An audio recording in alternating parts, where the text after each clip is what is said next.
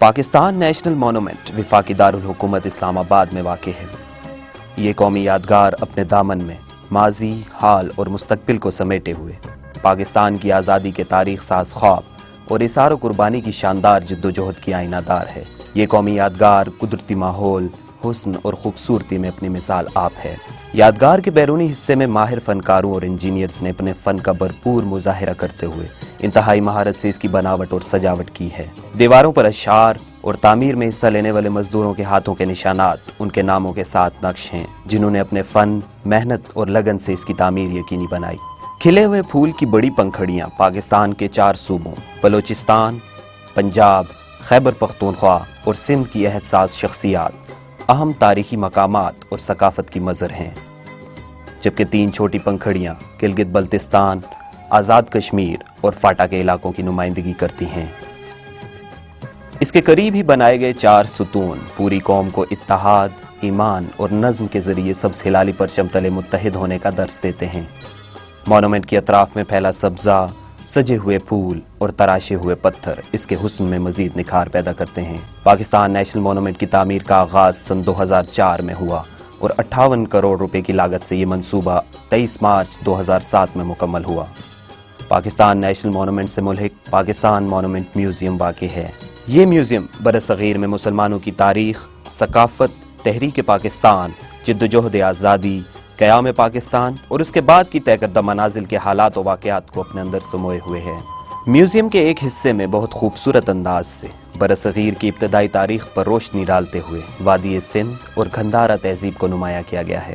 Museum میں موجود نوجوان سپہ سالار محمد بن قاسم کا مجسمہ اس تاریخ ساز دور کی طرف اشارہ کرتا ہے جب سن 711 عیسوی میں ایک مظلوم بہن کی پکار پر اس مرد مجاہد کی آمد سے برصغیر پاک و ہند کے مغربی حصوں میں مسلمانوں کی حکمرانی کا دور شروع ہوا۔ ان کی حکومت کے دوران طرز حکمرانی، سماجی اصلاحات، فنون لطیفہ، طرز تعمیر اور ادب پر اسلام کے اثرات نمایاں تھے۔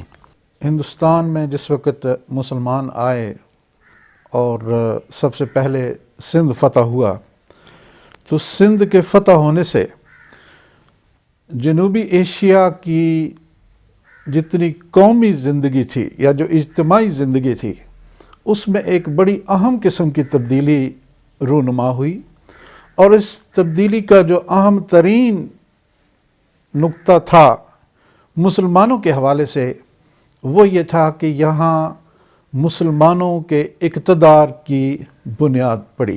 میوزیم کا یہ حصہ مغل طرز حکمرانی کی یاد دلاتا ہے۔ جب سن 1526 عیسوی میں ہندوستان میں مغلیہ دور کا آغاز ہوا، ان کے دور حکومت میں ثقافت اور فن تعمیر کو ایک نئی جہت ملی۔ میوزیم میں رکھے گئے صوفیاء کرام کے مجسمے ان کے کردار پر روشنی ڈالتے ہوئے یہ ظاہر کرتے ہیں کہ انہوں نے کثیر المذاہب معاشرے میں محبت، رواداری اور سماجی ہم آہنگی کا پرچار کیا۔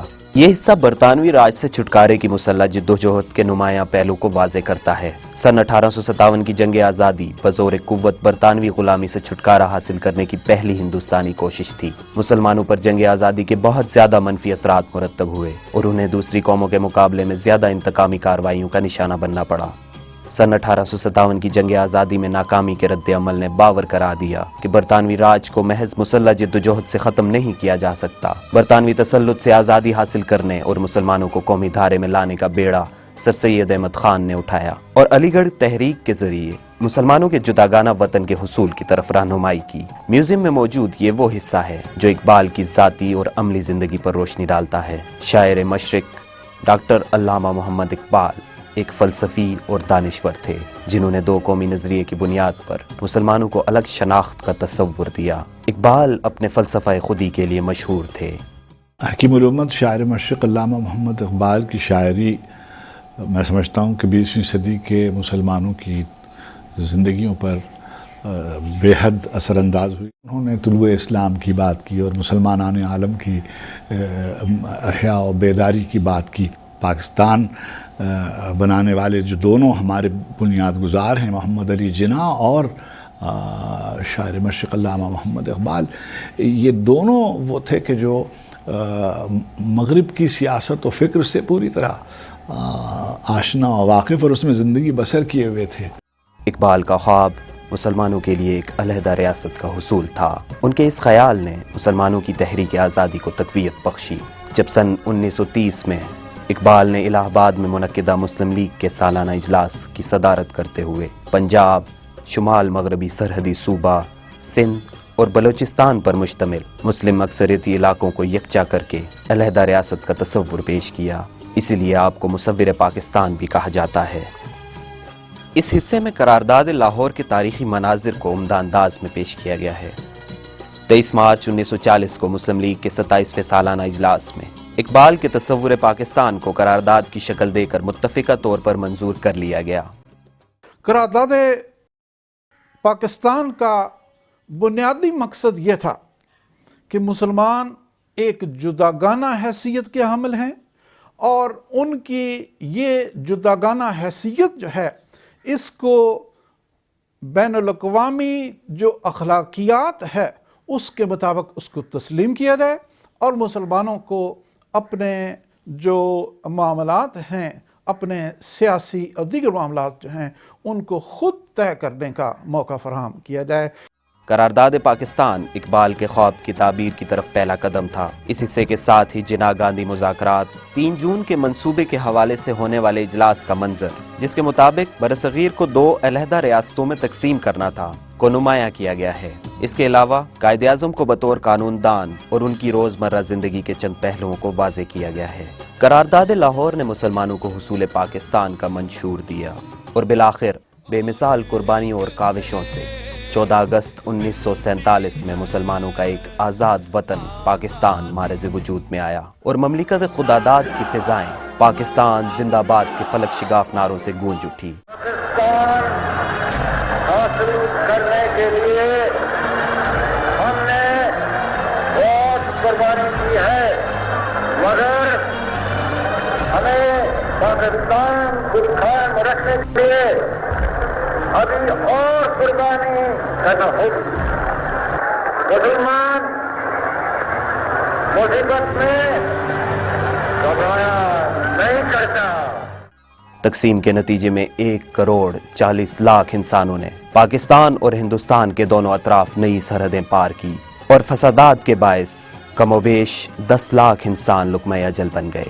حقیقت سے قریب ان مجسموں کو دیکھ کر قائد کے ان الفاظ کی بازگشت آج بھی میوزیم کی ان فضاؤں میں محسوس ہوتی ہے، جو 14 اگست 1947 میں قائد نے دستور ساز اسمبلی کے پہلے اجلاس سے خطاب کرتے ہوئے کہے تھے۔ My guiding principle will be justice, fair play, and complete impartiality in the discharge of my duty. I am looking forward to making Pakistan as one of the greatest nations of the world. اسی دستور ساز assembly میں پاکستان کے پہلے نامزد وزیر اعظم خان لیاقت علی خان نے پاکستان کا پرچم لہرایا۔